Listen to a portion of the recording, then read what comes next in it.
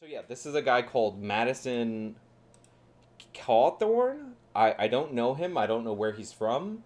I don't know if he's a politician or a normal person. I'm gonna guess normal person because I don't know him, and we'll check this out. Good evening.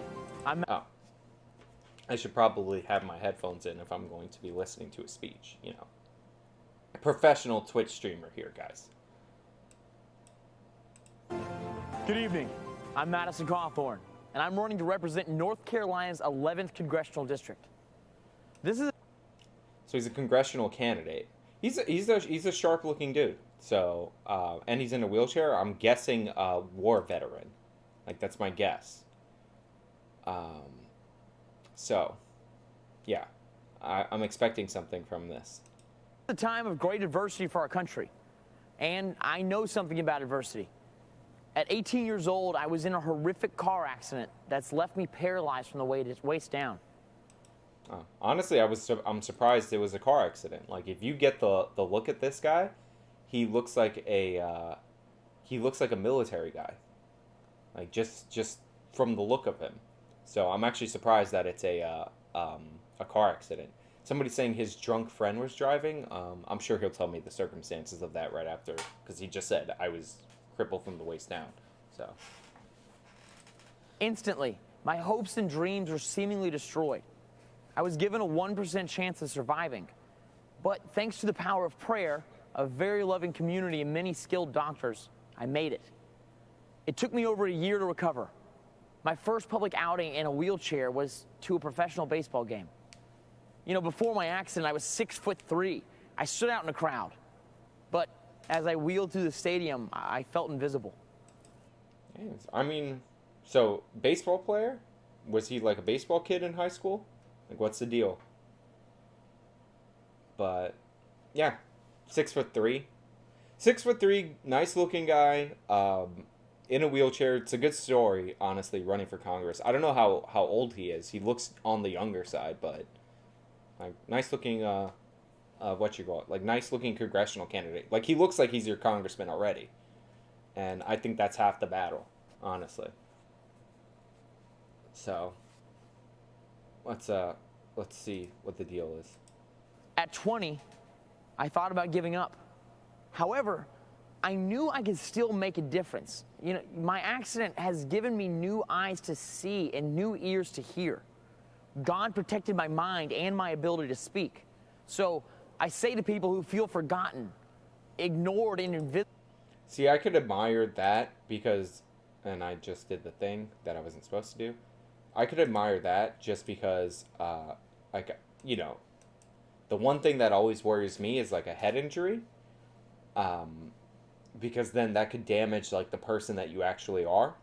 You know what I mean? Because everything you are is in your brain. You know what I mean? So as long as you have your mind and some mobility, you can like go on with your life. So somebody keeps saying Sean keeps doing the thing. But yeah, so he walked out of it, and not walked out of it. Sorry, bad choice of words. He made it through that with his mind intact, and that is a blessing. I'm not religious, but it's better to have your mind than to not have your mind. I see you. I hear you. At 20, I made a choice. In 2020, our country has a choice. We can give up on the American idea, or we can work together to make our imperfect union more perfect. I choose to fight for the future, to seize the high ground and retake the shining city on a hill.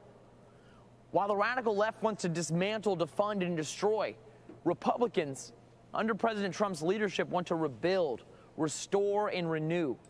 He is a good speaker. Remember I was picking on Gates the other day, and it was because of his delivery. Like he wasn't hitting like those notes. Like you have to hit a change in tone in all of the points that you're making in a speech. This guy's doing it. So like good on him. I just turned 25. When I'm elected this November, I'll be the youngest member of Congress in over 200 years. And if you don't think young people can change the world... Yeah, 25, his brain just, finished developing. Then you just don't know American history.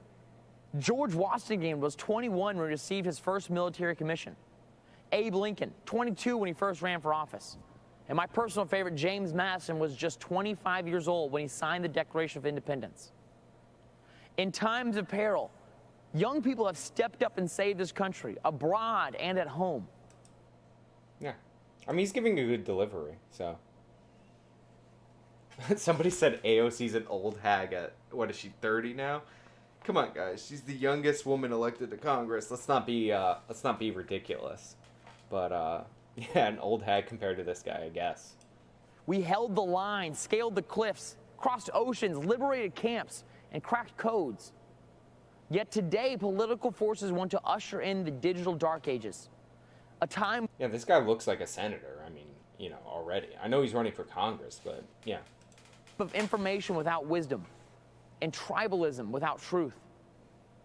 National leaders on the left have normalized emotion-based voting and a radicalized identity politics that rejects Martin Luther King's dream. MLK's dream is our dream. For all Americans to be judged solely on their character. Millions of people risk their lives every year to come here. So there's like interesting choices here. So obviously there's no podium, right? But they are like, you know, you could tell a lot about what they're trying to convey when they're showing when you're seeing the video. And obviously they're like emphasizing, they could shoot him chest up, but they're trying to emphasize that he is in a wheelchair. So I find that interesting. Just from like a storytelling point of view, because remember, all these speeches are meant to convey a message beyond the words that are being said. Somebody said, "Where is he running for?" Not a pun. He's running for a congressional seat in North Carolina. I believe he would have already won his primary by now, and if he's in a solid red district, then he's going to be in Congress. Like because they, you know, those uncompetitive districts that are all over this country. Believe in the dream of MLK and the American dream. Join us as we, the Party of Freedom, double down on ensuring the American dream for all people. We are committed to building a new town square. It welcomes all ideas and all people.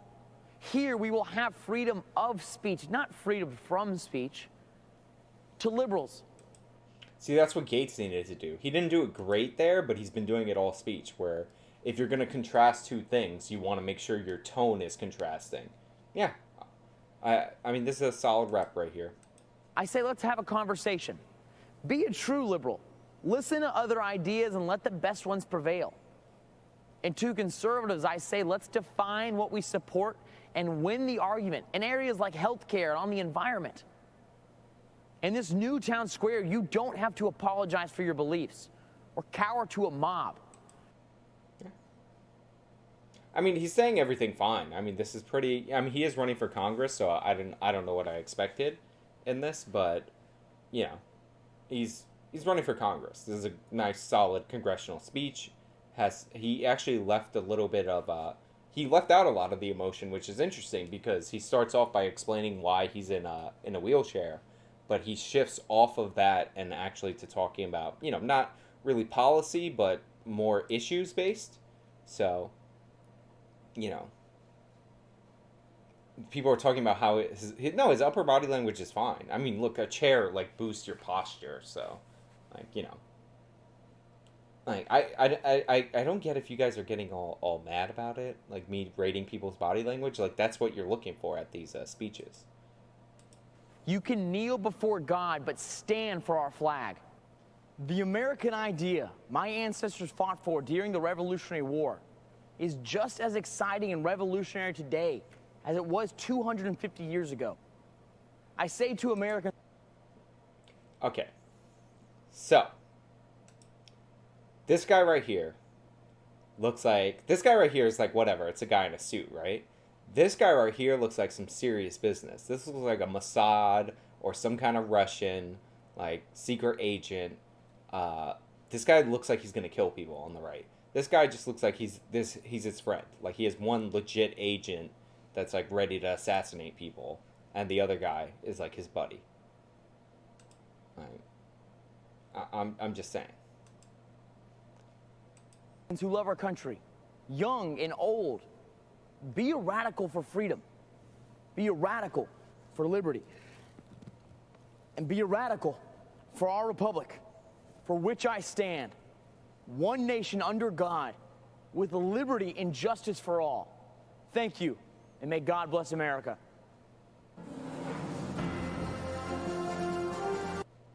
I mean, that's a nice moment. Like him standing up and all that. I give him respect for doing that. Like the amount of upper body strength to support yourself without your legs. Obviously, he has the braces on there. Yeah. Somebody's like, I'm gonna rate his dismount. No, I'm not gonna. Marino, Jesus. I have nothing negative to say about the guy standing up like that. That's it's impressive, honestly. So, I mean, good for him.